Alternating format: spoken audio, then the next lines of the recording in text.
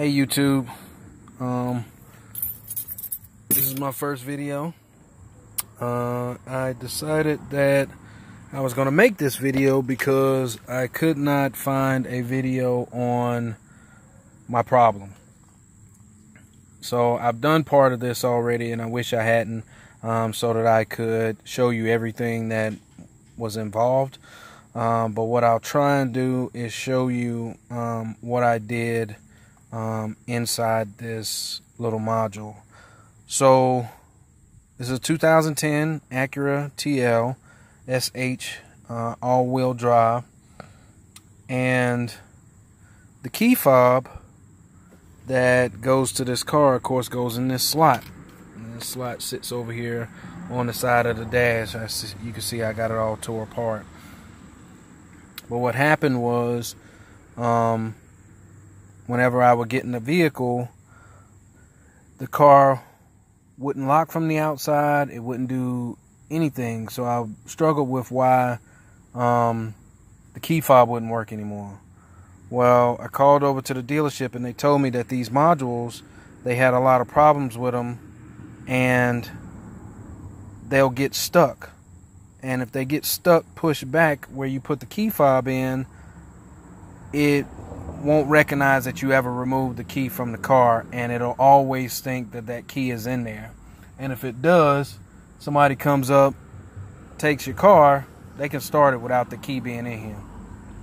So I pulled out this module, and I don't know, I know you probably can't see in there real well, but inside of there, all these module pops apart.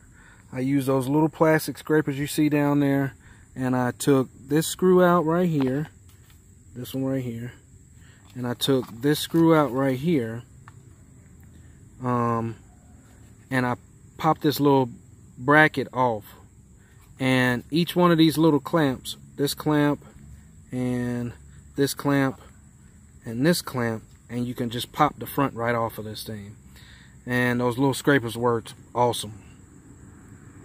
So if you pop those off, you can reach in there with your finger and pull the bracket, pull the inside of it back forward, and that's what'll release it. And once it releases it, the car won't recognize that there's a key in the key fob anymore. Now, you don't have to use that key fob holder as for anything. It really doesn't serve a purpose, to be honest with you. And